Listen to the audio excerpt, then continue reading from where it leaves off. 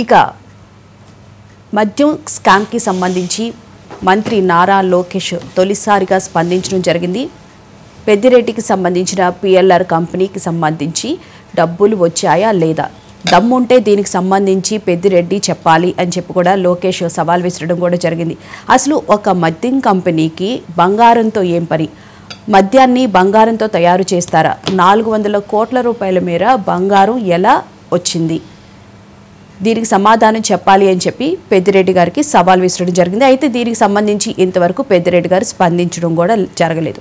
అయితే ఈ లిక్కర్ స్కామ్కి సంబంధించి రోజు రోజుకి ఏదో ఒక అప్డేట్ అయితే వస్తుంది. నిన్నటితో ఎవరైతే రిమాండ్లో ఉన్నారో వాళ్ళందరికీ కూడా మళ్ళీ రిమాండ్ పొడిగించడం జరిగింది. అయితే A1గా ఉన్నటువంటి రాజ్ కసిరెడ్డి ఎవరైతే ఉన్నారో ఆయన నిన్న జడ్జి ముందు కూడా కొంచెం బాధపడినట్లుగా కూడా తెలుస్తుంది. ముఖ్యంగా చూసుకుంటే అన్నీ నా మీద పెట్టేస్తున్నారు, ఎక్కడెక్కడి నుంచి కేసులు 40 సంవత్సరాల క్రితం ఉన్నాయి కూడా భూ కబ్జాలకు సంబంధించి, కానీ ఆ డబ్బులకు సంబంధించి నాకు ఎటువంటి సంబంధం లేకపోయినప్పటికీ కూడా నా పేరు మీద పెడుతున్నారు, నాకు బెయిల్ రాకుండా చేస్తున్నారు అని చెప్పి ఆయన నిన్న కొంచెం జడ్జి ముందు కూడా బాధపడ్డారు అని చెప్పి కూడా అంటున్నారు. ఇక మిథున్ రెడ్డి అయితే నాకు ఎలాంటి ఫెసిలిటీస్ ఇవ్వడం లేదు అని చెప్పి కూడా చెప్తున్నారు. సో అసలు వీటన్నిటికీ సంబంధించి మరి లిక్కర్ కేసు ఏ విధంగా ముందుకు వెళ్తుంది, నెక్స్ట్ అన్ని దారులు ఒకవైపే చూపిస్తూ ఉన్నప్పటికీ కూడా ఇంకా ఆలస్యం అవుతుంది అన్న ఒక వాదన కూడా వినిపిస్తుంది. ఈ అంశాలకు సంబంధించి ఇవాళ డిబేట్లో చర్చించుకుందాం.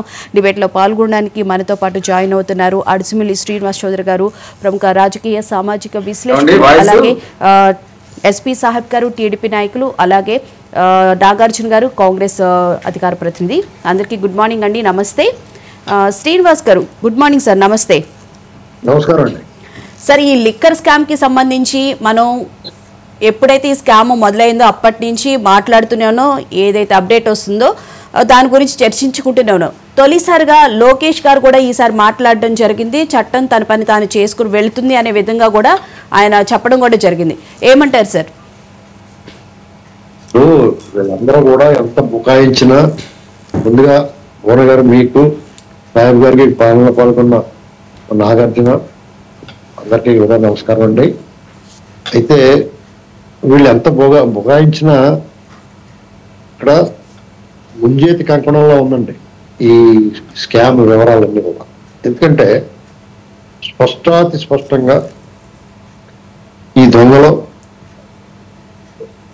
పట్టపగలో మిట్ట మధ్యాహ్నం పూర్తి వెలుతురులో చేసిన దొంగతనం ఇది. కాబట్టి ఇది ఎలా చేశారు, ఏం చేశారు, కోర్టుకి ఆధారాలు, సాక్ష్యాలు కావాలి. కాబట్టి వీళ్ళ తాపత్రయం తంటాలు పడుతున్నారు ఈ దర్యాప్తు అంతేంటి. ఇందులో సూత్రధారులు, పాత్రధారులు అందరికీ ఎవరెవరనేటువంటి స్పష్టమైంది. ఇంకా ఎవరన్నా తెర వెనుకుంటే కూడా వాళ్ళందరూ కూడా బయటకు వచ్చారు. బాలాజీ గోవిందప్ప, లేకపోతే చెవిరెడ్డి భాస్కర్ రెడ్డి, మిథున్ రెడ్డి, వీళ్ళు ఇంతకుముందు తెర మీద లేరు, తెర వెనకే ఉన్నారు. మనకు కనిపించే వాళ్ళంతా కూడా పాపం ఆ దుకాణాలు అమ్మే వాళ్ళు జగన్, లేకపోతే ఇంకొక సజ్జల రామకృష్ణారెడ్డి అనుకుంటాం, అదే లైన్ అనుకున్నాము. ఈ తాడులో అనేక దారం పోగులు ఉన్నాయి. ఎన్ని అసలు సిసలు మోకుతాడు, అసలు సూత్రధారి, అంతిమ లబ్ధిదారు అయిన జగన్మోహన్ రెడ్డి. అతనికి ఒక ధర్మ సందేహమే అతని విషయంలో.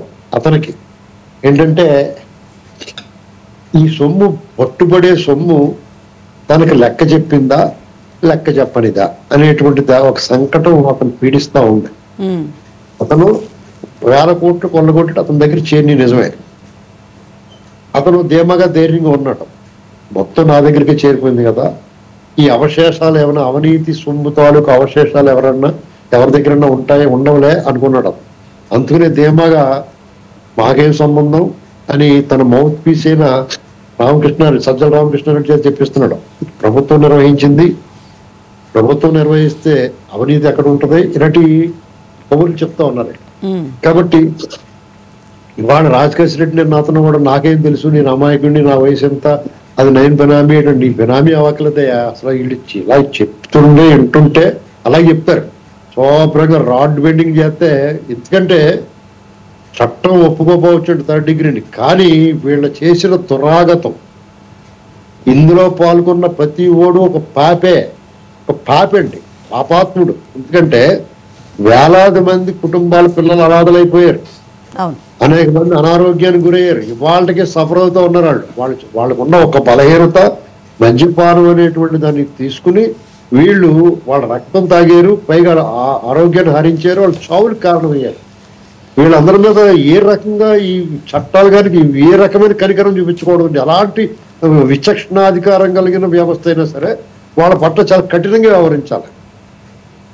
ఈ విషయంలో రాజకేశ్ రెడ్డి విచారణలో ఎవడో కూడా నేను దొంగనని ఒప్పుకోడండి. వాళ్ళంతా అమాయకులని చెప్తే మరి 11లో ఎవరు పెట్టారు అది? సరే ఓ మాట చెప్పి జగనే వచ్చి పెట్టాడని చెప్పాలా? నువ్వు కానప్పుడు ఆ సొమ్ము ఎవరిది? ఆ తరుణ అతను ఏం చెప్పాడు? అతను ఎందుకు వచ్చాడు అక్కడికి? దుబాయ్ ఎందుకు పారిపోయాడు అతను? వీళ్ళందరూ లుకౌట్ నోటీసులు ఎందుకు జారీ చేశారు? అసలే ఈ ప్రభుత్వం కానీ, ఇప్పుడున్న కూటమి ప్రభుత్వం కానీ, లేకపోతే దర్యాప్తు సంస్థలు కానీ ఈ దొంగల ముఠాన్ని టచ్ చేయడానికి వెనక ముందు ఆడుతున్నారు. మిమ్మల్ని నన్ను అక్కడ కూర్చున్న వాళ్ళు ఎవరినైనా సరే, సాధారణ పౌరులు ఎవరినైనా సరే వీళ్ళు నిమిషాల్లో లిఫ్ట్ చేస్తారు. అటువంటి వీళ్ళందరినీ సంవత్సరం 2 మాసాలు 1 మాసం పట్టిందంటే ఇంతవరకుని మీకు జూన్ 4న ఫలితాలు వచ్చినాయంటే జూన్ 5వ తారీఖు ఎర్రగొట్టేసి లోపల పెట్టాలండి వీళ్ళందరూ. ప్రత్యక్షం ఓపెన్ ఇది పగటి దొంగలండి వీళ్ళందరూ.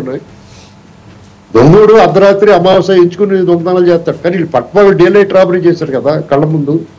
ఇది ఒకటేనా వీళ్ళు చేసిన అరాచకాలు అన్నీ? వీళ్ళ అవినీతి, అరాచకం, అమానవీయం వీళ్ళు చేసిన వ్యవహారంలో ఎట్టి పరిస్థితుల క్షమించడానికి వీల్లేదండి. ఎందుకంటే వీళ్ళు ముందు ఇదంతా ఇంత గోల్ లేకుండా ముందు అతను లోపల పెట్టి తర్వాత విచారణ చేస్తే మిగతా వాళ్ళు ధైర్యంగా నోరెత్తారు. ఎందుకంటే వాళ్ళు ఏం చెప్తున్నారంటే మాకు ప్రాణహాని ఉంది, మేము నోరెత్తి మేము ఇప్పుడు ఇవాళే సర్దుకుంటాం, మాకు రిజర్వేషన్ లేకుండా పైకి పంపిస్తాడో అందులో మా వాడు సిద్ధహస్తుడు. ఎందుకంటే వాళ్ళ బాబాయ్ చూడండి ముక్కల కింద నరికించేసి ఏం చెప్పారు వాళ్ళు? గుండెపోటు వచ్చిందని చెప్పారు, లేదా చంద్రబాబు గారి మీద తోస్తారు. అది వాళ్ళు అలా చెప్తే విని వాళ్ళు ఉన్నారు మూర్ఖులు. ఇది దురదృష్టం. ఎందుకంటే వాడు చెప్పడానికి ఏముంది, ఏమైనా చెప్తాడు. ఇలాంటి పరిస్థితుల్లో మనం అసలు ఈ లిక్కర్ కేసు బయటికి రాకముందు వరకు రాజకేశ్ రెడ్డి అంటే ఎవరో అనేది ఇంతవరకు ఎవరికి తెలియదు. ఆయన ఐటీ అడ్వైజర్ అయినప్పటికీ కూడా ఆయన సంగతి ఎవరికి తెలియదు. ఈ లిక్కర్ కేసు ఎప్పుడైతే బయటకు వచ్చిందో అప్పుడే బయటికి తెలిసింది. అవునండి. ఇప్పుడు అతను నేను చిన్న బుచ్చిని నేను కాకమని పుట్టానని చెప్తున్నాడు అతను. మరి ఇంత చిన్న అనుభవం లేకుండా ఉన్నామండి. మరి రాష్ట్ర ఐటీ సలహాదారు కింద ఎలా వేసుకున్నాడు జగన్మోహన్ రెడ్డి? వీళ్ళు దొంగల ముఠాకి సహకరిస్తాడు కాబట్టి వేసుకున్నారు. ఇందులో కొంతమంది ఏమీ తెలియని వాళ్ళు ఒకళ్ళిద్దరు టెకీలు ఉండొచ్చు అండి. వాళ్ళు ఏంటంటే వాళ్ళకేదో సహజంగానే ఒక ప్రభుత్వ అధినేతగా మన దగ్గరగా ఉన్నాం, వాళ్ళ టీంలో మనం ఉన్నాం, వాళ్ళ రహస్యాలు మనం దాస్తున్నాం, వాళ్ళ అవినీతి సొమ్ము ఏ సొమ్మైనా కానీ దానికి మనం కాపలాగా ఉన్నాం అనేటువంటిది వాళ్ళకి ఒక గర్వకారణంగా ఫీల్ అవ్వచ్చు. వాళ్ళ మనస్తత్వాన్ని బట్టి ఉంటుంది. కాబట్టి వాళ్ళు బుక్ అవుతున్నారు.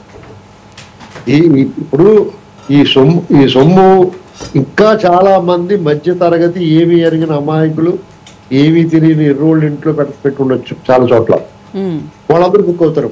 ఎందుకంటే సమాచారం గ్యారంటీ చెప్తారు. వీళ్ళు చెప్పిన తర్వాత అతన్ని వాళ్ళ కుటుంబాల్లో అన్ని బద్నామవుతుంది. ఇంతే కాకుండా ఈ సొమ్ము మిథున్ రెడ్డి బినామీలు తూర్పు పశ్చిమ గోదావరి జిల్లాలో ఉన్నారు. ఇప్పుడు తూర్పు గోదావరి జిల్లాగా ఉన్న గోపాలపురం కాన్స్టిట్యున్సీ, అలాగే రాజమండ్రి పార్లమెంట్ పరిధిలో, అలాగే ఆ రాజమండ్రి పార్లమెంట్ పరిధిలో ఇంకో రాజనగరం నియోజకవర్గం ఉంది. అక్కడ మెట్ట ప్రాంతంలో 100 ఎకరాలు ఉన్నారు. ఇక్కడ మీ ఛానల్ కూడా నేను ఆ సమాచారం పంపిస్తాను. నేను వంశీ గారు మీరు తెలియజేయండి మీ వాళ్ళకి. ఏంటంటే నేను ఆల్రెడీ ప్రభుత్వానికి ఈ దర్యాప్తు బృందాన్ని కూడా పంపించాను. దీనివల్ల ఏంటంటే ఇంకా ఇలాంటివి తగ్గితే కనుక వీళ్ళు సగం సొమ్మే దాటించగలిగారు. ఇక్కడి నుంచి వీళ్ళు దొబ్బిన లక్షల కోట్లలో సగం సొమ్ము మాత్రమే దాటించగలిగారు అనుకుంటున్నాను నేను.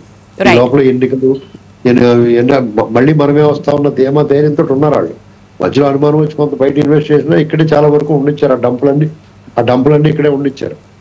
ఇలాంటి పరిస్థితుల్లో మనం ఏం చేయాలంటే ప్రతి సూక్ష్మంగా లోపల కంటే వెళ్ళి దర్యాప్తు చేస్తే కనుక వీళ్ళు భూముల మీద ఇన్వెస్ట్ చేసింది ఇంకా ఇతరత్ర ఇన్వెస్ట్మెంట్లు అన్ని కూడా మనకి బయటపడతాయండి. ఈ దర్యాప్తు బృందం బ్రహ్మాండంగా పనిచేస్తుంది. సిట్ మనం ఖచ్చితంగా అభినందించి తీరాలి వాళ్ళని. ఎందుకంటే అనేక ఒత్తిళ్లు ప్రలోభాలకి లోనే ఉంటారు. అవన్నీ అధిగమించి దాన్ని దాటుకుని వాళ్ళు ఇక్కడ వరకు తీసుకొచ్చారంటే త్వరలోనే కింగ్ పిన్, త్వరలోనే ఎవరైతే సూత్రధారున్నాడో అతన్ని ఒకసారి 4 జతల బట్టలు సర్దుకుని అని చెప్పి తీసుకెళ్తారని నేను అనుకుంటున్నాను. రైట్. సాహిబ్ గారు గుడ్ మార్నింగ్ అండి, నమస్తే. Very good morning madam. Sahib గారు, లోకేష్ గారు మొదటిసారిగా ఈ లిక్కర్ కేసుకు సంబంధించి మాట్లాడడం జరిగింది. అదాన్ డిస్టిలరీస్కి సంబంధించి పిఎల్ఆర్ కంపెనీలోకి డబ్బులు వచ్చాయా లేదా, అది ఒక ఏంటది ఇన్వెస్ట్మెంట్కి సంబంధించిన కంపెనీ, దాంట్లోకి ఎలా డబ్బులు వస్తాయి అని చెప్పి కూడా ప్రధానంగా ప్రస్తావించడం కూడా జరిగింది. అవునండి మేడం, తమరికి ప్యానెల్లో ఉన్నటువంటి సీనియర్ అనలిస్టు అడుసుమల్లి శ్రీనివాసరావు గారికి, నాగార్జున గారికి, వీక్షకులందరికీ కూడా నమస్కారం అండి. ఈ లిక్కర్ కేసుకు సంబంధించి చాలా డిబేట్లు పెట్టుకున్నాం మనం. వాస్తవంగా ఈ లిక్కర్ కేసులో కీలకంగా విజయసాయి రెడ్డి ఇచ్చినటువంటి సమాచారం చాలా వాల్యుబుల్ అండి ఇక్కడ. ఎందుకంటే తను విజిల్ బ్లోయర్ అని చెప్పి బయటకు వచ్చి చాలా సందర్భాల్లో చెప్పాడు. ఎప్పుడెప్పుడు మీటింగ్ జరిగింది, ఎవరెవరు ఎక్కడ కలిశారు, ఎక్కడ ఈ మోసానికి తెరలేపారు, ఇవన్నీ కూడా. ఈ మధ్య కాలంలో కూడా అతను ఒక ట్వీట్ పెట్టాడండి. ఈ దీంట్లోకి నన్ను లాగాలని చూస్తున్నారు, ఈ మద్యం కేసులో నాకు ₹1 కూడా ముట్టలేదు, ఇప్పటికే సిట్ అధికారులు కొంతమంది విచారించారు, వాళ్ళ సగం బట్టలు కూడా తీశారు, మిగతా వాళ్ళు కూడా కొంతమంది ఉన్నారు, వాళ్ళ బట్టలు పూర్తిగా విప్పడానికి నేను సహకరిస్తానని చెప్పి ఆయన ట్వీట్ పెట్టారు. ప్రధానంగా చూడండి, ఎవరైనా కానీ ఇష్యూ చేసేటప్పుడు ఆ ముఠాలో ఉన్నటువంటి వాడికి సమాచారం ఇస్తేనే కీలకంగా దర్యాప్తు అధికారులు వేగవంతంగా దర్యాప్తు చేయగలరు. సిట్ అధికారులు కూడా అలాగే విజయసాయి రెడ్డి అనేటువంటి వ్యక్తి ఎప్పటికప్పుడు ఉప్పందిస్తూనే వస్తూ ఉన్నాడు. ఈ కేసులో ప్రధానంగా చూసుకున్నప్పుడు ఇందాక అడుసుమల్లి శ్రీనివాసరావు గారు చెప్పారు, రాజ్ కసిరెడ్డి అనేటువంటి వ్యక్తి వాస్తవంగా ఎవరికి తెలియదు. ఒక రాజ్ కసిరెడ్డి కాదండి, ఈ కేసులో ఉన్నటువంటి ప్రమేయంలో ఉన్నటువంటి ఎవరు కూడా ఎవరికి చాలా మందికి తెలియదు. ఎందుకంటే 240 మందిని విచారించారండి ఇక్కడ సిట్ దర్యాప్తు అధికారులు. దీంతో పాటు వాళ్ళకి అనుమానం వచ్చిన కాడల్లా కూడా బ్యాంకు స్టేట్మెంట్లు తీసుకున్నారు, ఎందుకంటే ఫిజికల్ గా కేవైసీలు తీసుకున్నారు. దీంట్లో ఆర్టిఫిషియల్ ఇంటెలిజెన్స్ అనేటువంటి ఒక లేటెస్ట్ టెక్నాలజీని ఉపయోగించారు, గూగుల్ టేక్అవుట్ తీసుకున్నారు. ఇంత సమాచారం తీసుకున్న తర్వాత ఎస్ వీళ్ళకి ఈ కేసులో ప్రమేయం ఉందని చెప్పి అరెస్టులు జరిగిన మాట వాస్తవం, అందరికి తెలిసినటువంటి విషయమే. దర్యాప్తు అధికారులు కొన్ని బయటికి చెబుతారు, కొన్ని చెప్పరు. ఎందుకంటే ఏసీబీ కోర్టులో కూడా వాదోపవాదనలు వినిపించేటప్పుడు చాలా విషయాలు బయటకు వచ్చినాయి. మీరు గమనించండి మేడం, వైకాపా పార్టీలో ఇప్పటి వరకు వీళ్ళు అరెస్టులు ఏ విధంగా ఉన్నాయి, 41A నోటీసులు ఇచ్చి వాళ్ళ దగ్గర నుంచి ఒపీనియన్ తీసుకున్న తర్వాత అరెస్టులు జరుగుతున్నాయి. కానీ గత వైకాపా ప్రభుత్వాలు ఇవన్నీ ఏమి లేవు కదా, ఇష్టం వచ్చినట్టు శుక్రవారం అర్ధరాత్రి అరెస్ట్ చేసేవాళ్ళండి. మీరు చూడొచ్చు, చంద్రబాబు నాయుడు గారిని అదే విధంగా అరెస్ట్ చేశారు, అచ్చెన్నాయుడు గారిని అదే విధంగా అరెస్ట్ చేశారు, కొల్లు రవీంద్ర గారిని అదే విధంగా అరెస్ట్ చేశారు, ధూళిపాల నరేంద్ర గారిని అదే విధంగా అరెస్ట్ చేశారు. ఇట్లా చెప్పుకుంటే నేను పెద్ద లిస్టు పెడతా. చివరికి అంకబాబు అనేటువంటి జర్నలిస్ట్ కూడా చేశారు, ఆయన్ని కూడా, వారిని కూడా అర్ధరాత్రి వెళ్ళిపోయి అరెస్ట్ చేసేసి బీభత్సం సృష్టించారు. నేనేమంటానంటే కూటమి ప్రభుత్వం అధికారంలోకి వచ్చిన దగ్గర నుంచి కూడా చాలా సునిశ్చితంగా పరిశీలించారండి. ప్రతి అంశాన్ని కూడా మీరు ఏదైతే యాక్ట్లు ఉన్నాయో ఆ యాక్టుల ప్రకారం నోటీసులు ఇవ్వటం, వాళ్ళ దగ్గర నుంచి సమాచారం వచ్చిన తర్వాత వాళ్ళని అరెస్టులు చేయడం జరిగింది. ఈలోపు లిక్కర్ స్కామ్ కేసులో మీరు గమనించాలండి, కసిరెడ్డి దగ్గర నుంచి ఇప్పుడు అరెస్ట్ చేసినటువంటి 12 మంది ఎన్నోసార్లు హైకోర్టుకి వెళ్ళారు, సుప్రీంకోర్టుకి వెళ్ళారు, మాకు బెయిల్ రావాలని చెప్పి. క్వాష్ ఈ కేసుకు సంబంధించి క్వాష్ పిటిషన్ వేయొచ్చు కదండి, వాళ్ళు ఎటువంటి తప్పు చేయకపోతే. పైపెచ్చు జగన్మోహన్ రెడ్డి బయటకు వచ్చి గొప్ప గొప్ప మాటలు చెబుతూ ఉన్నాడు, అసలు ఏం జరగలేదు, వాళ్ళు పసిపిల్లలు అరెస్ట్ చేసిన వాళ్ళందరూ కూడా వాళ్ళు అసలు నోట్లో వేలు పెట్టి కొరకలేరని చెబుతున్నారు. మరి వేల కోట్లు ఎలా దోచుకున్నారండి. నిన్న లోకేష్ గారు కీలకమైనటువంటి సందర్భంలో ఒక మాట అన్నారు, 400 కోట్ల రూపాయల బంగారాన్ని కొన్నారు వీళ్ళు. ఎస్ అంటే బంగారంతో ఏమన్నా మద్యం తయారు చేశారా? డిస్టిలరీస్ నుంచి వాళ్ళకి ముడుపులు ఏ విధంగా వెళ్ళి కూడా చెప్పారు నిన్న. ఏదైతే ఈయన మన మిథున్ రెడ్డి అనేటువంటి వ్యక్తి వాళ్ళ నాన్నగారు అయినటువంటి వాళ్ళ కంపెనీ పిఎల్ఆర్ కంపెనీ ఉంది, అది కన్స్ట్రక్షన్ కంపెనీ అండి, వాళ్ళ ఉమ్మడి కుటుంబంలో ఉన్నటువంటి కంపెనీ అది. మరి దాంట్లో ఏ విధంగా ఫండ్ ట్రాన్స్ఫర్ చేస్తారండి? దాంట్లో ఫండ్ ట్రాన్స్ఫర్ చేయింది నేను నిరూపిస్తానని చెప్పి నిన్న లోకేష్ గారు అన్నారు. ఎవరన్నా పాపాల పెద్దిరెడ్డి మాట్లాడా? ఎక్కడ మాట్లాడాల? అంటే ఇక్కడ ఏంటంటే వాళ్ళు దీనికి ప్లాన్ చేస్తూ ఉంటారు. దీనికి తోడు మొన్న ఫామ్ హౌస్ లో శైషాబాద్ ఎయిర్పోర్ట్ దగ్గర 11 కోట్ల రూపాయలు దొరికింది. దాంట్లో మరి పేరు నాని గారు ప్రెస్ మీట్ పెట్టి 12 కోట్లు ఉండాలి కదని నేను అంటాడు. అంటే ఏంటండి, అంటే అతను కూడా తీసుకొచ్చి విచారించాలి ఈ కేసులో సిట్ దర్యాప్తు అధికారులు. పైపెచ్చు నిన్న ఏసీబీ కోర్టులో చాలా వాదనలు జరిగినాయండి. నిన్న ఏసీబీ కోర్టులో రాజ్ కసిరెడ్డి వెళ్ళిపోయి, ఏమండి ఆ నోట్ల కట్టల మీద ఉండేటువంటి సీరియల్ నెంబర్లు చూడండి, అవి ఎప్పుడు వచ్చినాయో ఏందో అని చెప్పి అతనంటాం. అంటే ఏంటి, వీళ్ళు కావాలని ఒక ఆర్గనైజ్డ్ లూటీ అండి, ఇది మామూలు లూటీ కాదు. ఇప్పుడు మీకు ప్రధానంగా ఏంటంటే ఆంధ్రప్రదేశ్ లో ఉన్నటువంటి ప్రజలు ఇవాళ ఓపెన్ గా డిస్కషన్ చేసుకుంటున్నారండి. Liquor scam. ఈ లెక్కర్ స్కామ్ వెనకాల వేల కుటుంబాలు అన్యాయం అయిపోయినాయండి. చాలా మంది అక్క చెల్లెల పుస్తలు తెగిపోయినాయండి. జగన్మోహన్ రెడ్డి ఆ పుస్తల మీద వచ్చి ఆ పుస్తలు తెగిపోయిన డబ్బులతో కులికాడండి. వాస్తవం ఇది ఎత్తుతా కూడా. నేను ఎందుకు అంటున్నానంటే ఎవరికైనా కానీ ఒక రాజకీయ నాయకుడికి కొంత పాపభీతులు ఇద్దండి. జగన్మోహన్ రెడ్డి అనేటువంటి వ్యక్తి ఎలక్షన్ లో అసలు నేను మద్యపాన నిషేధం చేస్తానని చెప్పేసి బయటకు వచ్చేసిన తర్వాత ఆ మద్యపాన నిషేధం పక్కగా పెట్టేసి జగన్మోహన్ రెడ్డే ఈ మద్యం అమ్మాడండి. ఇక్కడ సూత్రధారి పాత్రధారి జగన్మోహన్ రెడ్డే. ఇక్కడ నేను ఎందుకు చెబుతున్నానంటే జగన్మోహన్ రెడ్డి గారు ప్రభుత్వం చేసింది. ఆ ప్రభుత్వ అధినేత ఎవరండి? జగన్మోహన్ రెడ్డి. జగన్మోహన్ రెడ్డి గారికి తెలిసి ఇదంతా జరిగింది. మేము చాలా సందర్భాల్లో చెప్పాం మేడం, మా హయాంలో ఇన్కమ్ కూడా పెరిగింది అని చెప్పి కూడా జగన్మోహన్ రెడ్డి గారు చెప్తూ ఉన్నారు. అంటే ఇక్కడ ఒకటండి, జగన్మోహన్ రెడ్డి ఎప్పుడు నిజం చెప్పాడండి? నిజం చెబితే వైకాపా పార్టీలో ఉన్నటువంటి నేతల యొక్క తల 1000 ఒక్కలైద్దంటండి. మరి అది ఉందంట వాళ్ళకి, అందుకని వాళ్ళు నిజం చెప్పరు. ఎవరన్నా ఈ మధ్యకాలంలో చూడండి, ఎవరన్నా ప్రెస్ మీట్ పెట్టినప్పుడు నిజాలు చెప్పారా? ఎవరు చెప్పట్లేదు. ఎందుకు చెప్పట్లేదు? వాళ్ళ నైజం అదండి. అబద్ధాల పునాదుల మీద పుట్టినటువంటి పార్టీ వైకాపా పార్టీ. ప్రజల సొమ్ము లూటీ చేసి ఆ పార్టీ ఆవిర్భవించారండి. ఏదో ప్రజలను ఉద్ధరించడానికో ప్రజా సంక్షేమం కోసం ప్రజలకు ఏదైనా మేలు చేయాలని ఆ ఉద్దేశంతో రాలా. కేవలం జగన్మోహన్ రెడ్డి సంపాదించిన డబ్బుని సేవ్ చేసుకోవడానికి పెట్టినటువంటి పార్టీ అండి. అక్కడ ఉండేటువంటి నాయకులు కూడా వాళ్ళ మనస్తత్వం కూడా అదే విధంగా ఉండింది. మీరు చూడండి, లెక్కర్ స్కామ్ లోనే మనం ఇక్కడ వేల కోట్లు దోసేశారన్నప్పుడు వాళ్ళందరూ బయటకు వచ్చేసి మాకేం తెలియదు. ఈ అరెస్ట్ అయిన వాళ్ళు కూడా మహామేధావులండి. ఇప్పుడు బ్యాంక్ పాస్బుక్ తీసుకెళ్లి ఆ జిరాక్స్ చూపిస్తుంటే ఈ ఫోటో నాది కాదు అంటున్నారంట. ఆ అకౌంట్ నాకు గుర్తులేదని అంటున్నారంట. అంటే వాళ్ళ ట్రాన్సాక్షన్స్, వాళ్ళ అకౌంట్లు, వాళ్ళ ఐడీలు కూడా వాళ్ళు మర్చిపోయే స్థాయికి వెళ్ళిపోయారు.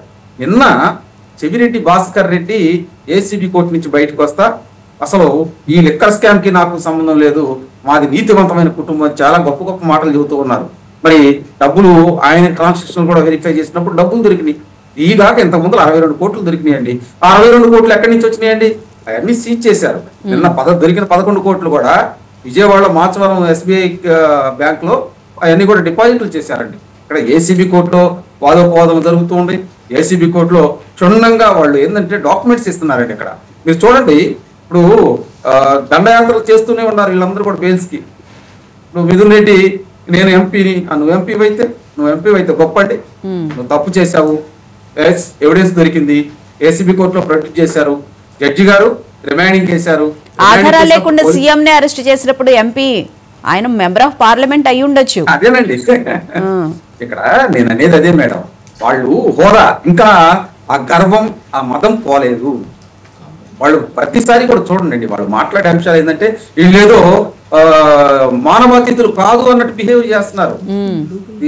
మీకు ఒక సామెత ఉందండి, చేసేది శివ పూజలు, చేసేది వేరే పనులు అన్నట్టు వాళ్ళ యాటిట్యూడ్ ఆ విధంగా ఉంది. కాబట్టి ఇక్కడ ఒకటండి, మేము కూడా కూటమి ప్రభుత్వం కక్షపూరిత ధోరణితో లేదు అని అనటానికి వాళ్ళందరికీ 41A నోటీసులు ఇచ్చాం. ఇది సంవత్సరం నుంచి ఈ కేసు ఇన్వెస్టిగేషన్ జరుగుతూనే ఉంది.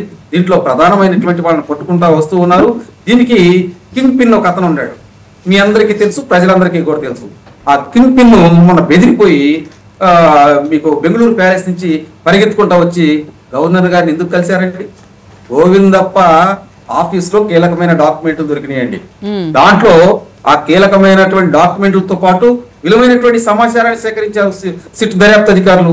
ఇంకేముంది, అయిపోయింది నా పని అని చెప్పి గవర్నర్ గారి కాళ్ళ దగ్గర కూర్చున్నారు. గంటన్నర గవర్నర్ గారి కాళ్ళ దగ్గర కూర్చున్నారు. నేను ఎందుకు అంటున్నానంటే, ఎవరైనా కానీ గవర్నర్ గారిని కలిసినప్పుడు ఆయనకు అనారోగ్యం అనుకోండి కాదు సాహెబ్ గారు. ఇప్పుడు ఆ 11 కోట్లు దొరికాయి అని చెప్పి ఎప్పుడైతే వార్తలు వచ్చాయో ఇమ్మీడియట్ గానే ఆయన నాకేం సంబంధం లేదని చెప్పి విత్ ఇన్ అవర్స్ లోనే చెప్పగలిగారంటే వాళ్ళకి ఇన్ఫర్మేషన్ ఎంత ఫాస్ట్ గా వెళ్తుందో అనేది కూడా మనకి ఇక్కడ అర్థమవుతుంది. మేడం ఒకటండి, మంచివాడికి దొంగవాడికి కంపేర్ చేసినప్పుడు దొంగవాడు ఎప్పుడు అలర్ట్ గా ఉంటారు, దొంగవాడు ఎప్పుడు కూడా 100 రెట్లు అలర్ట్ గా ఉంటాడండి.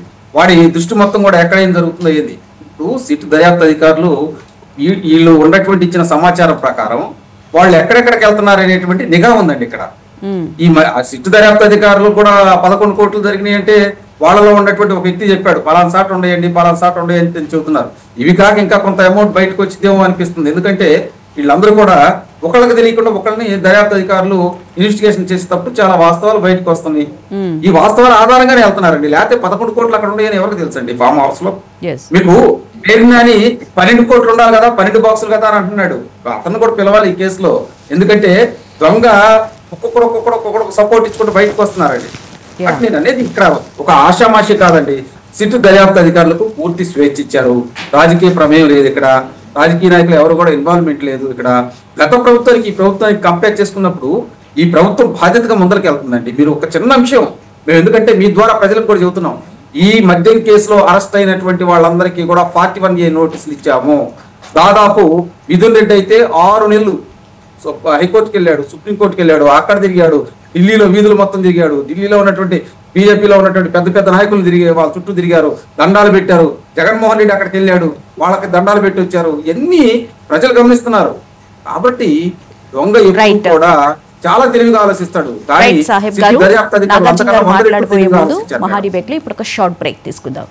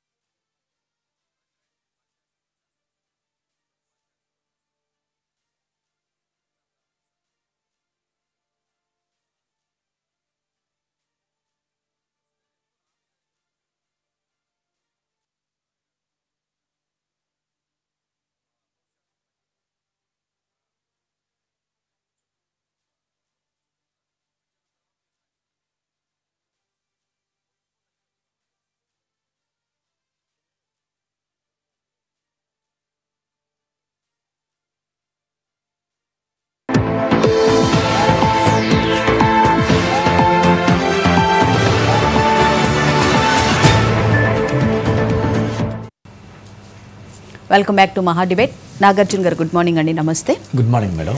ఈ లిక్కర్ కేసుకి సంబంధించి చాలా డెన్స్ ఉన్నాయి అని చెప్పి మనం చెప్తూ ఉన్నాము. ఇప్పటికి చాలా వెలుగులోకి వచ్చింది. అయితే ఒక డెన్లో నుంచి 11 కోట్లు అయితే రికవరీ చేశారు. హైదరాబాద్లోనే ఇంకో డెన్ ఉంది అని కూడా అంటూ ఉన్నారు. సో మరి దాంట్లో నుంచి ఇంకా ఎంత వచ్చే అవకాశం ఉండొచ్చు అంటారు? అసలు ఈ లిక్కర్ కేసుకు సంబంధించి విచారణ చాలా ఫాస్ట్గానే జరుగుతూ ఉంది. అయినప్పటికీ కూడా ఇంకా ఒక పాయింట్ దగ్గర ఆగుతున్నట్టు అనిపిస్తుంది. ఏమంటారు? ముందుగా మేడం, మహానీస్ హెడ్ వంశీ అన్నకి పుట్టినరోజు జన్మదినం శుభాకాంక్షలు మేడం. మా పార్టీ తరఫున, మా అధ్యక్షురాల తరఫున కూడా ఆయన మంచిగా గవర్నమెంట్ క్వశ్చన్ చేయాలని, ప్రజల పక్షాన్ని నిలబడాలని, మరిన్ని ప్రజా సమస్యల మీద ఆయన పోరాడి ప్రజలకు మంచి జరిగేలా చూడాలని చెప్పి మనసారా కోరుకుంటున్నాను మేడం.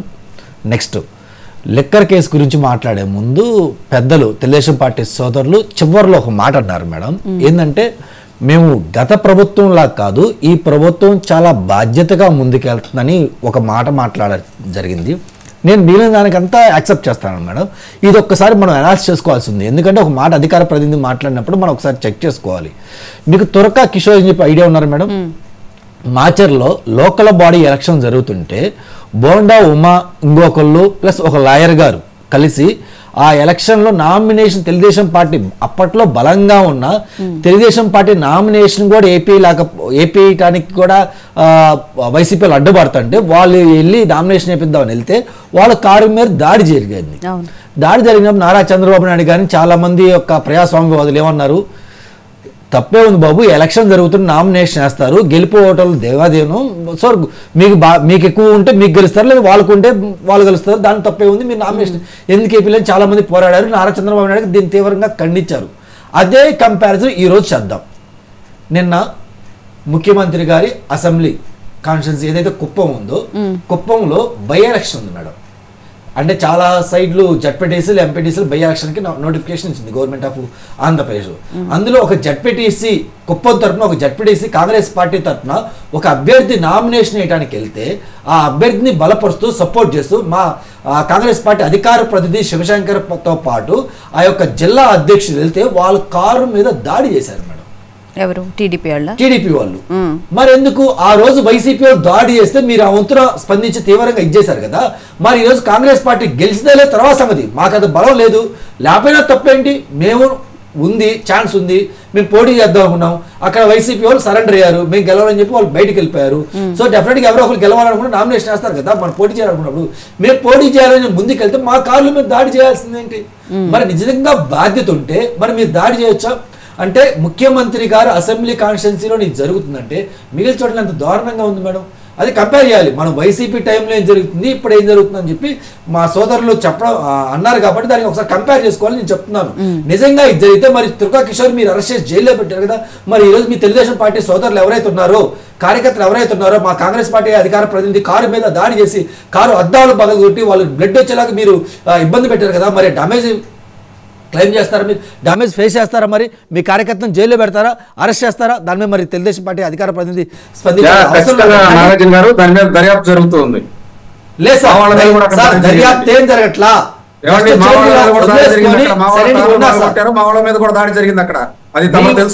మా వాళ్ళు వెళ్ళింది 10 మంది, మీ వాళ్ళు 100 మంది ఉన్నారు.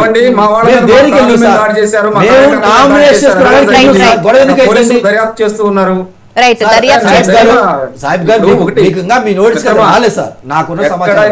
మిత్రమా, ఇక్కడ ఒకటి గమనించాలి, ప్రజాస్వామ్యంలో ఖచ్చితంగా ఎక్కడ అన్యాయం జరిగినా కానీ కూటమి ప్రభుత్వం ఖచ్చితంగా అది ఎవరైనా కానీ వదలట్లా. ఇక్కడ మా కార్యకర్తలకు కూడా చాలా సందర్భాల్లో చంద్రబాబు నాయుడు గారు సోషల్ మీడియాలో చూడవచ్చు చేశారు. దీని మీద మీరు ఎఫ్ఐఆర్ ఫైల్ చేస్తారా? నాగార్జున గారు తురకా కిషోర్ మీద ఏ కేసులు అయితే ఏ సెక్షన్ పెడతారు, దీని మీద మీరు కేసు సెక్షన్ పెడతారా చెప్పండి. నాగార్జున గారు ఖచ్చితంగా అక్కడ దర్యాప్తు జరుగుతుంది. దర్యాప్తు అయిపోయిన తర్వాత మనం నెక్స్ట్ డిబేట్ లో కూర్చున్నప్పుడు మీరు మన పాయింట్కి వద్దాం మేడం. జగన్మోహన్ రెడ్డి గారి లిక్కర్ కేసు, అలాగే మా సోదరులు సాయిబు గారు చెప్పడం జరిగింది, జగన్మోహన్ రెడ్డి గారు గవర్నర్ కూడా కలవడానికి వెళ్ళారని చెప్పడం జరిగింది. మీరు ఇవన్నీ మాట్లాడే ముందు ఇంకొకటి మనం చెక్ చేసుకోవాలి మేడం. ఒక 3 days back 4 days back Delhi నుంచి ఒక అతను మనకి ఏపీ హైకోర్టులో పిల్ వేయడం జరిగింది. ఏంటంటే జగన్మోహన్ రెడ్డి గారు 2019 నుంచి 24 మధ్య ఏదైతే అక్రమాలు చేశారో దాని మీద ఇన్వెస్టిగేషన్ చేయాలని చెప్పి ఒక పిల్ వేయడం జరిగింది. ఇన్వెస్టిగేషన్ ఎలా చేయాలి, సిబిఐ ద్వారా కానీ లేదా సిట్టింగ్ జడ్జి ద్వారా కానీ ఇన్వెస్టిగేషన్ చేయాలని చెప్పి ఒక పిల్ వేయడం జరిగింది. జనరల్గా చాలామంది ఏమనుకుంటారంటే మంచి పరిణామమే కదా, మరి 19-24 మధ్య జరిగిన ప్రతి దాని మీద పిల్లు వేసి సిట్ ఇన్వెస్టిగేషన్ కానీ సిబిఐ ఎంక్వైరీ చేస్తే మనకి ఏపీ ప్రజలకు మంచి జరిగినట్టు కదా, ఏపీ యొక్క ప్రజల మంచి కోరిక కదా ఇలాంటిది వేసిందని చాలామంది అనుకుంటారు. నేను కూడా అనుకోవాలి. వాస్తవానికి ఏంటంటే మేడం, జగన్మోహన్ రెడ్డి గారి మీద ఇంత ముందున్న కేసులు అన్ని సిబిఐ చేతిలోనే ఉన్నాయి. బాబాయ్ కేసు కూడా సిబిఐ చేతిలో ఉంది. అలాగే ఆఖరికి కోడికత్తి కేసు కూడా ఎన్ఐఏ చేతిలోనే ఉంది. అంటే ఈ కేసులన్నీ సెంట్రల్ ఇన్వెస్టిగేషన్ ఏజెన్సీలో ఉంది. వాళ్ళకి ఇలాంటి కేసులు బొచ్చలు ఉంటాయి కాబట్టి ఇన్ కేసు 19-24 మధ్య జరిగిన ఇన్వెస్టిగేషన్ సంథింగ్ ఏదైతే జగన్మోహన్ రెడ్డి గారు చేసిన తప్పులు స్కామ్లు ఉన్నాయో అవి మొత్తం సిబిఐ గనుక ఇస్తే టైం పాస్ అయింది. మళ్ళీ ఇంకో 10-15 సంవత్సరాలు మనం బెయిల్మే ఉండొచ్చు, మనం డిశ్చార్జ్ పిటిషన్ వేసుకోవచ్చు. ఆ తర్వాత మన గవర్నమెంట్ వస్తే నయానో భయానో వాళ్ళు బతిలాడేదో గవర్నమెంట్ మనం కొట్టేసుకోవచ్చు అనే ఉద్దేశంతో ఆ యొక్క పిల్ వేయడం జరిగింది మేడం. ఎందుకని ఈ రోజు మర్చిపోయా, అది ఎవరున్నారంటే మీకు తెలుసు లేదా మేడం, బీజేపీ మాజీ ఎంపీ అనుకుంటే ఇప్పుడు ప్రజెంట్ ఎంపీ కదా మనం మా సోదరులు చెప్పాలి, స్వామి గారని ఒక ఆయన ఉన్నారు, సుబ్రహ్మణ్య స్వామి అని ఉన్నారు. ఆయన ప్రధాన అనుచరుడు, ఆయన శిష్యుడే ఈ బిల్లు వేయించడం జరిగింది. అంటే చూడండి, జగన్మోహన్ రెడ్డి గారి కోసం పనిచేయటానికి ఎక్కడి నుంచి జనాలు మూవ్ అవుతారో మనకి ఆలోచించాలి. ఇందాక అలాగే మా సోదరులు చెప్తానే సిట్ ఇన్వెస్టిగేషన్ జరుగుతుంటే ఎక్కడ డబ్బులు ఏంటో కూడా ముందే సమాచారం జగన్మోహన్ రెడ్డి గారికి వెళ్తుంది మేడం. ఎవరిని అరెస్ట్ చేస్తున్నారు, ఎప్పుడు ఇంకా మా తెలుగుదేశం పార్టీ సోదరులు కూడా ఒక దాంట్లో చెప్పడం జరిగింది, ఒక 10-15 రోజుల్లో కూడా మరో ఛార్జ్ షీట్ వేయడం జరుగుతుంది. దాంట్లో జగన్మోహన్ రెడ్డి గారు ఏం చేశారేంటో కీలక ఇన్ఫర్మేషన్ ఆ ఛార్జ్ షీట్లో పెట్టడం జరుగుతుందని తెలిసిన తర్వాత జగన్మోహన్ రెడ్డి గారు ఈరోజు మన గవర్నర్ గారి దగ్గరికి వెళ్ళారు. ఆయన అమిత్ షా గారు అపాయింట్మెంట్ అడిగారు, కాదు పొమ్మన్నారు. అదే ప్రధానమంత్రి గారు అపాయింట్మెంట్ అడిగారు, కాదు పొమ్మన్నారు. ఇంకేం చేయాలో తెలియక, ఎవరు నమ్మాలో తెలియక గవర్నర్ గారి దగ్గరికి వెళ్ళి ఆయన కాళ్ళ ఎలా పడి మమ్మల్ని ఏం చేయమంటారు ఏం చెప్పి అడగడం సమాచారం ఇది అవుతుంది మేడం. జగన్మోహన్ రెడ్డి గారు వాస్తవానికి డబ్బు ఎక్కడుంటే ఆయన అక్కడ ఉంటారు మేడం.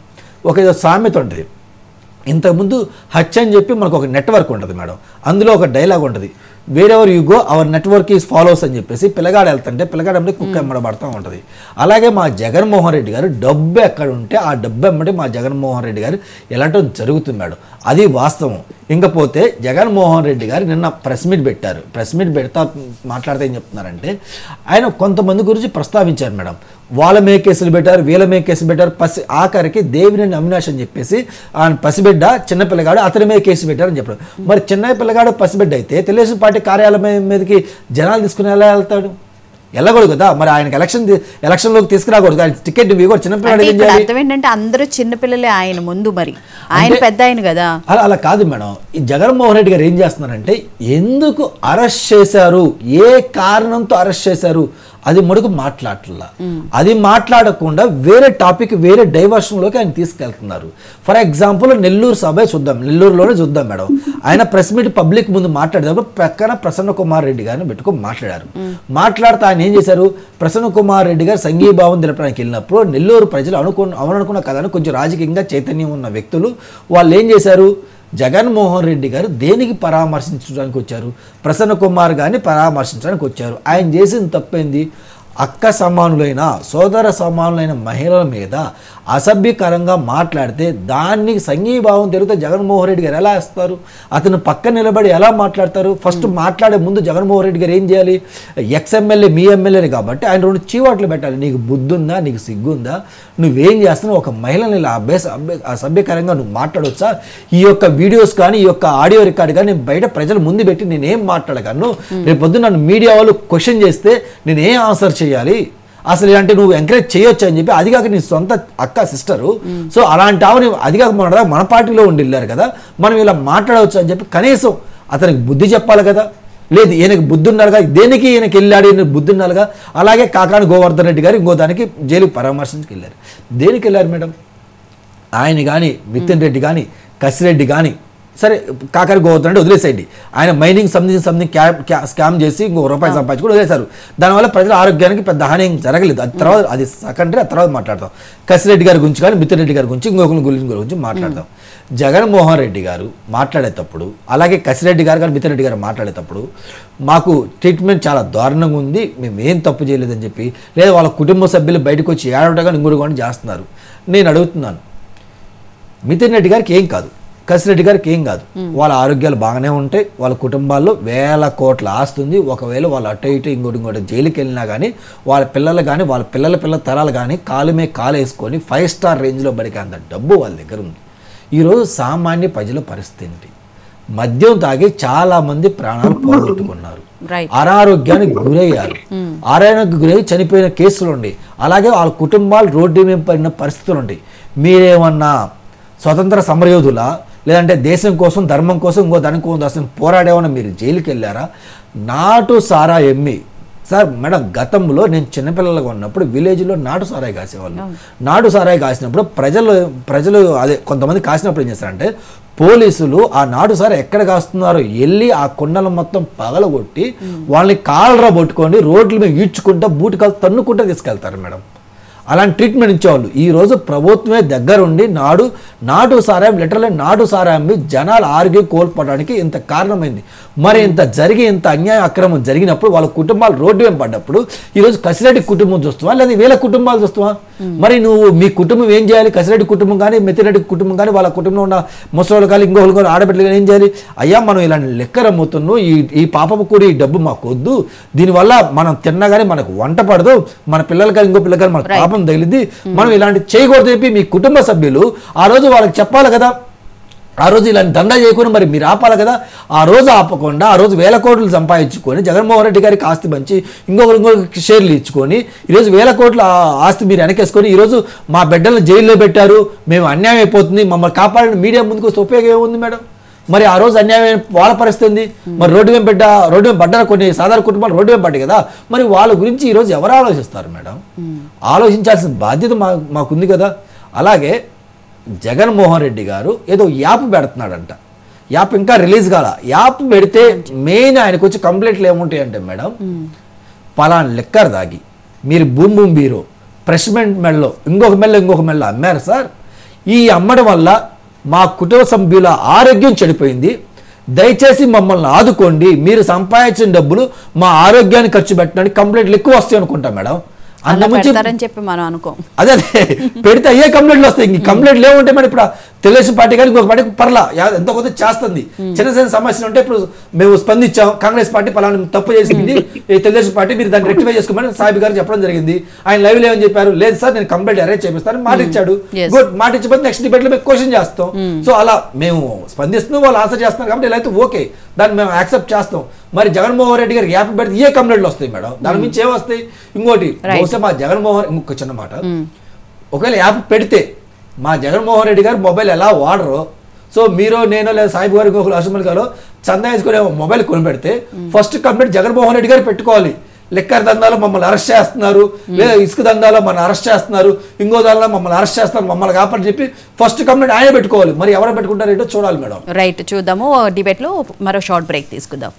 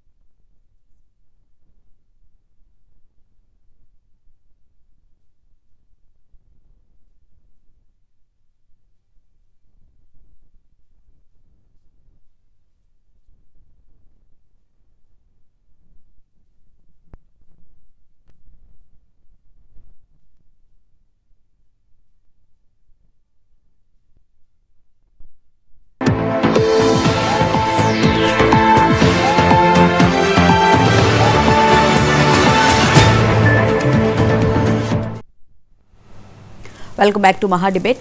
శ్రీనివాస్ గారు, ఇప్పుడు నాగార్జున గారు చెప్పినట్లు ఈడీ ఇన్ కేస్ ఈ సిట్కి లిక్కర్ కేసుకు సంబంధించి ఈడీ కానీ సిఐడి కానీ ఎంటర్ అయితే అసలు ఈ కేసు పరిస్థితి ఎటు మలుపు తిరిగే అవకాశం ఉండొచ్చు. అది ఒకటైతే సింగపూర్ పర్యటనకు వెళ్ళి వచ్చేటప్పుడు కూడా లోకేష్ గారు మాట్లాడుతూ ఇన్వెస్ట్మెంట్స్ గురించి కూడా చెప్పడం జరిగింది. అయితే పిఎల్ఆర్ కంపెనీకి సంబంధించి మెయిల్స్ వెళ్ళాయి. మురళీకృష్ణ అనే వ్యక్తి ఇన్వెస్ట్మెంట్ చేయొద్దు అనే విధంగా కూడా మెయిల్ చేశారు అని చెప్పని అంటున్నారు. ఈ రెండు విషయాలకి సంబంధించి మీరేమంటారు సార్? ఇప్పుడు సాధారణంగా కేంద్ర దర్యాప్తు సంస్థల మీద జనాలకు చాలా అపోహలు ఉన్నాయని అనుమానాలు ఉన్నాయి. అది అపోహ అనుమానం అనేటువంటిది ఇది రెండు కన్ఫ్యూజ్ ఉంది. ఎందుకంటే ఇది అపోహ కాదు, అనుమానం నిజమే అనేటువంటి విధంగా గత 13-12 ఏళ్ల నుంచి జగన్మోహన్ రెడ్డి మీద ఈడీ సిబిఐ కేసులు ఎక్కడేసిన గొంగళి అక్కడే ఉన్నట్టు, పైగా విచారణకు వచ్చినా లేకపోతే ఎవరన్నా ఈ కేసుల గురించి పిటిషన్ వేసి అతను బెయిల్ రద్దు చేసి విచారణ తొందరగా చేయండి అని చెప్పిన సాక్షాత్తు సుప్రీంకోర్టే జగన్మోహన్ రెడ్డి పేరు ఎత్తకపోయినా ఈ అవినీతి కేసులు, రాజకీయ నాయకుల మీద ఉన్న కేసులను 1 సంవత్సరం లోపల సత్వరం పూర్తి చేయాలనేటువంటిది ఒక ఆదేశాలు మౌఖికంగా ఇచ్చారు. అంతేకాకుండా ఆర్థిక నేరస్తులు ఉగ్రవాదుల కంటే ప్రమాదం అనేటువంటిది ఆ స్టేట్మెంట్. ఈ స్టేట్మెంట్ల కింద కాకుండా గౌరవ న్యాయమూర్తులు తీర్పు రూపంలో ఇచ్చి దాని ఒక ఆదేశం కింద అమలు చేయమని ఒక ఆదేశం ఇస్తే బాగుంది. ఎందుకంటే ఈ వ్యాఖ్యల వల్ల ఏమవుతుందంటే మనకి చర్చకు పనికి వస్తాయి కానీ ఈ ప్రజలకి ఏం ఉపయోగం ఉండదండి, మార్పు ఏమి ఉండదు. ఇంకోటి ఏంటంటే వీళ్ళు రాజకేష్ రెడ్డి లేకపోతే ఇంకొకళ్ళ ఇటువంటి వాళ్ళు ఉన్నారా అనేటువంటిది మనం ఇప్పటి వరకు మన మిత్రులు నేను అందరూ మాట్లాడు. ఒక ఆయన చంద్రబాబు నాయుడు గారు లేకపోతే ఈ అమరావతులు లేకపోతే ఇంకోటి దాని మీద ఈ అప్పుల గురించి ఈ సుబ్రహ్మణ్య స్వామి అసిస్టెంట్ అతను ఇందాక మన సోదరుడు చెప్పాడు. అలాగా ఈ దేశంలోనే కాదు ఈ ప్రపంచంలో అన్ని చోట్ల కూడా జగన్మోహన్ రెడ్డి మనుషులు ఉన్నారు.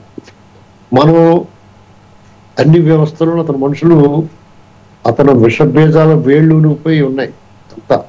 ఎందుకంటే ఇది ఇవాళకి వాళ్ళ పెరిగిన విషవృక్షం కాదండి.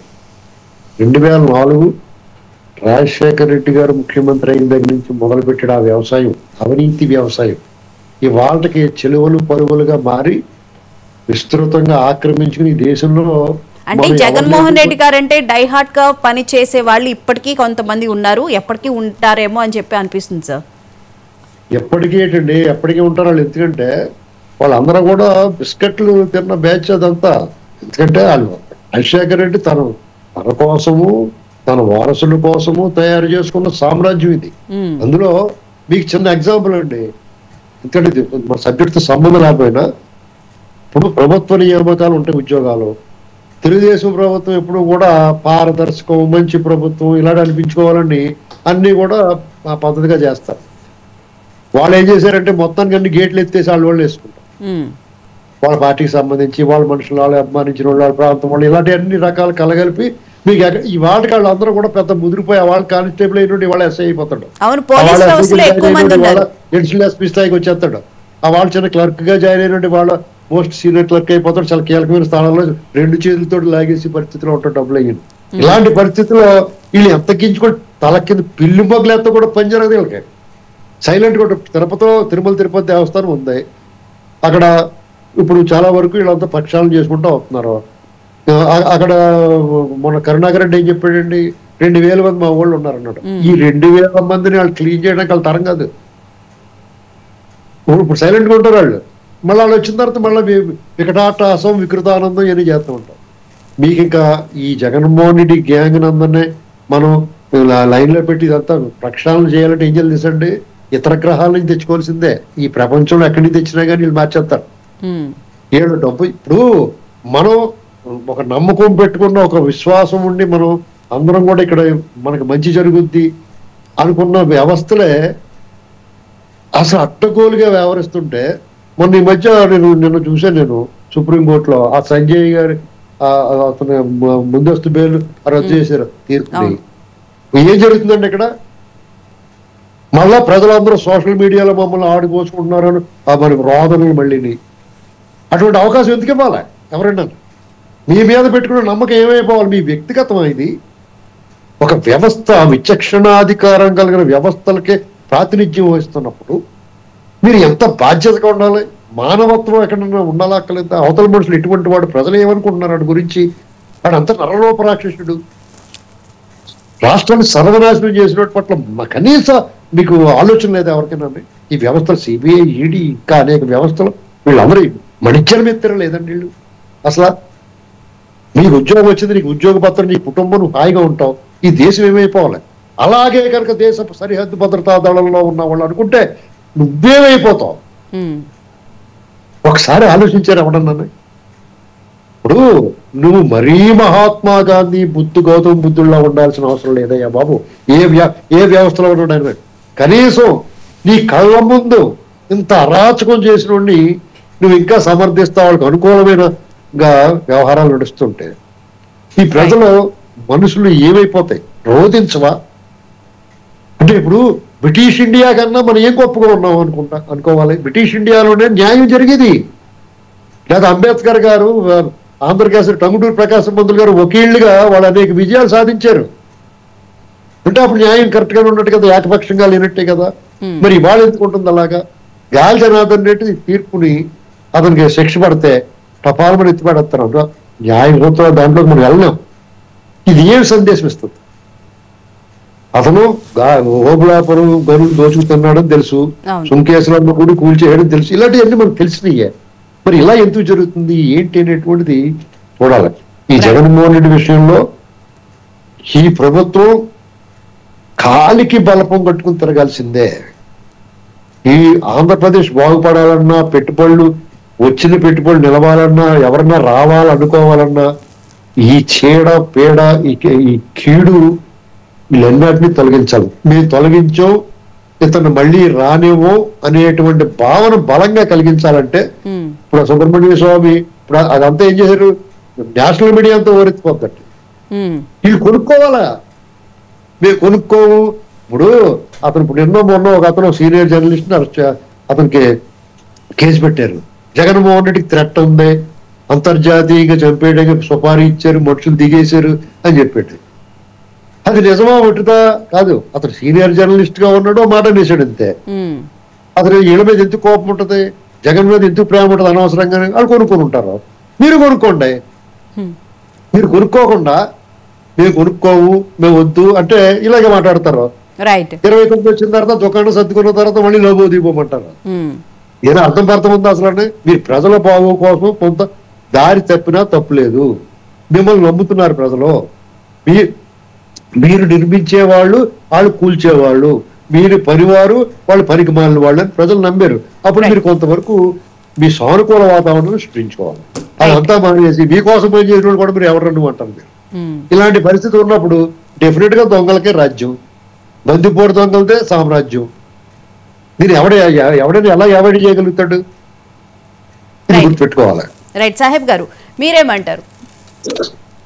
మేడం అడిస్మల్లి శ్రీనివాసరావు గారు చాలా అద్భుతంగా మాట్లాడారు. ఇప్పుడు మనం చరిత్ర చూసుకుంటే ధర్మో రక్షిత రక్షిత, అదేవిధంగా చరిత్ర చూసినప్పుడు మరి మహాభారతం కావచ్చు, రామాయణం కావచ్చు, ఎక్కడైనా కానీ అసత్యాలు, అదేవిధంగా అప్పుడున్నటువంటి పద్ధతులకు వ్యతిరేకంగా వాళ్ళు అందరూ అంతమైపోయారు. ఓటమి ప్రభుత్వం ఏంటంటే ఒక సిస్టమేటిక్ గా వెళ్దాం, రాష్ట్రానికి ఇన్వెస్ట్మెంట్ రావాలి, అదేవిధంగా ఇక్కడ ఉన్నటువంటి విద్యార్థులు బాగా చదువుకోవాలి.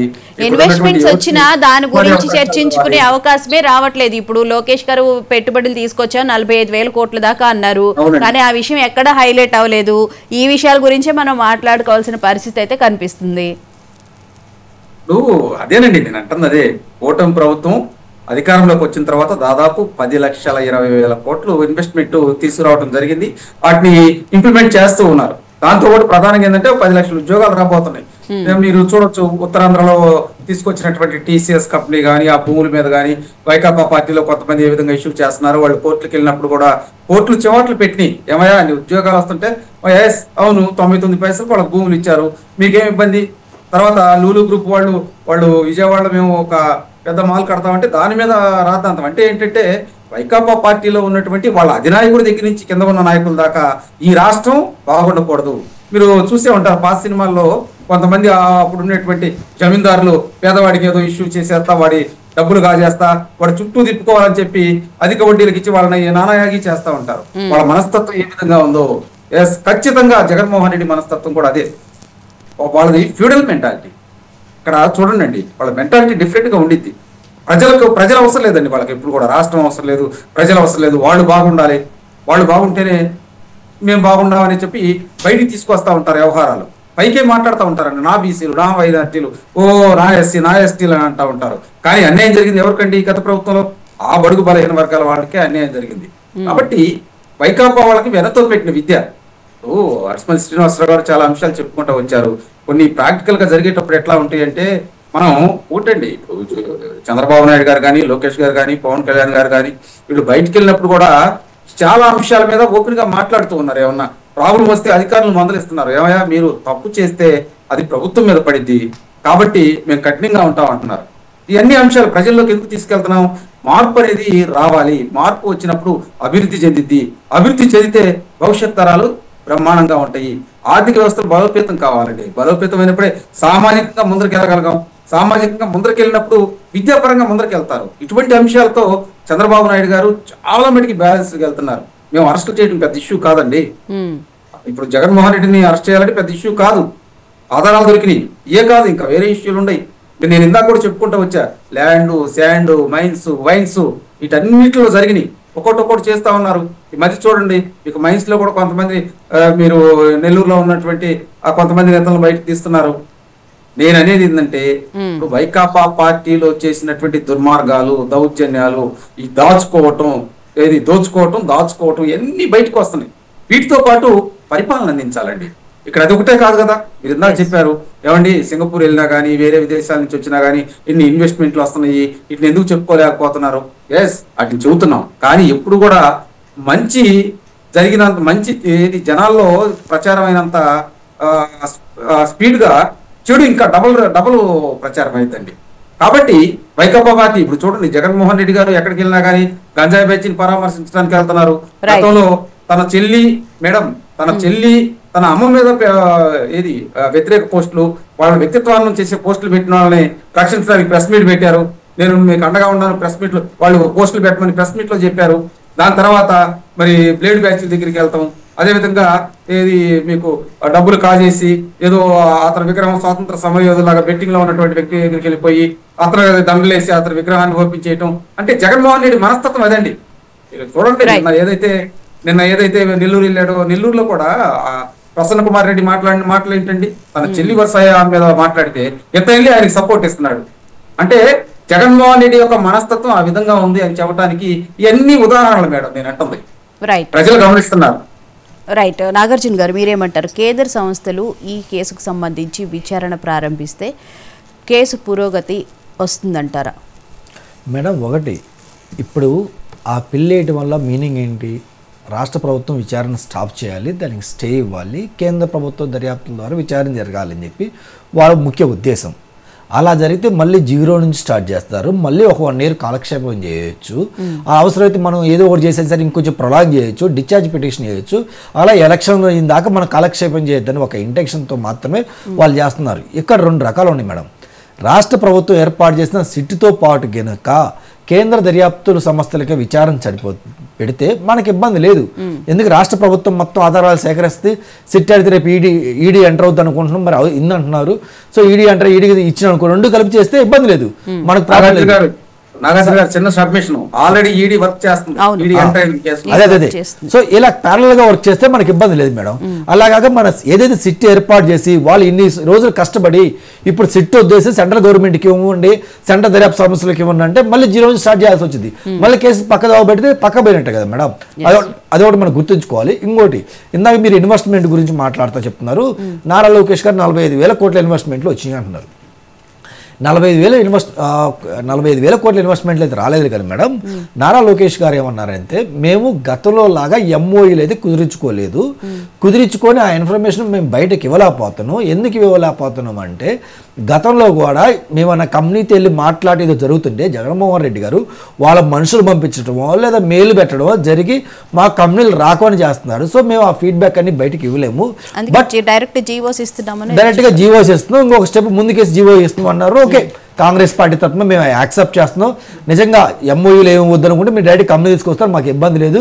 మా డిమాండ్ ఏంటంటే, మీరు ఏదైతే యువకాలంలో ఇచ్చిన హామీ, మీ మేనిఫెస్టోలో చెప్పిన హామీ 20 లక్షల ఉద్యోగాలు ఇస్తామని చెప్పారు, అది నెరవేర్స్తే చాలా అని మేము అనుకుంటున్నాం.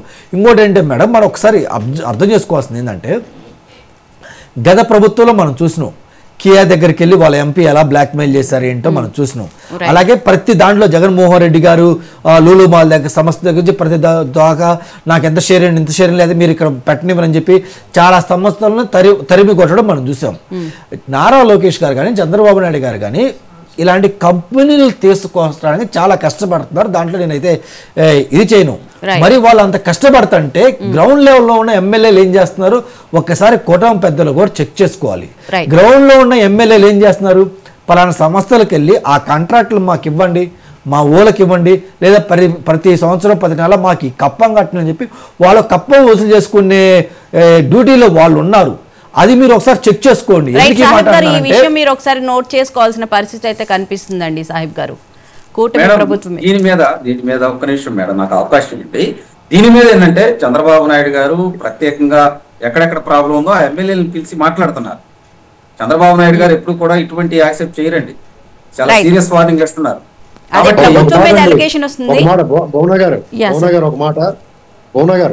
ఒక మాట అండి, ఇప్పుడు నాగార్జున గారు కియా మోటార్స్ సంబంధించి దేని గురించి ప్రస్తావించారో ఇప్పుడు ఆ పార్టీకి సంబంధం లేకుండా నాకు ఒక విషయం తెలుసు. అక్కడ ఏం జరిగిందంటే కియా మోటార్స్ లో గత ప్రభుత్వం హయాంలో కొంతమంది ఆ చీడ పురుగులను దూర్పేశారు.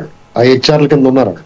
వాళ్ళు ఇంకా ఈ యాంటీ సోషల్ ఎలిమెంట్స్ ని అక్కడ లోపలికి ఎంటర్ చేస్తారు. ఆ వైరస్ జగన్ వైరస్ చోకిన వాళ్ళు జగన్ ప్రేమికులు దూర్చారు అక్కడ.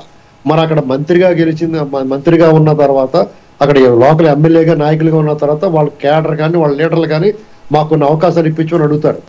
ఆ ఇప్పించకపోతే మాకేమి చూడలేదు వాళ్ళు వైసీపీ వాళ్ళకే చేస్తున్నారు అంటారు. ఒకవేళ ఏంటో అడిగితే ఆడేమో రభస ఇప్పుడు ఆ రైతులందరూ కూడా మీటింగ్ పెట్టుకుని మొన్న జరిగింది ఏం తప్పులేదు ఇలా జరగాలండి. ఎందుకంటే ఇక్కడ నేనేం చెప్తానంటే చంద్రబాబు నాయుడు గారు ఎలా ఉన్నా లోకల్ లీడర్లో వాళ్ళ క్యాడర్ని కాపాడుకోవడానికి అవసరమైతే 2 పీకినా తప్పలేదని చెప్తానండి. Right, thank you so much Srinivas garu, thank you so much Sahib garu, thank you so much Nagarjuna garu స్టూడియోకి వచ్చినందుకు. ఇది ఇవాళ మహా డిబేట్.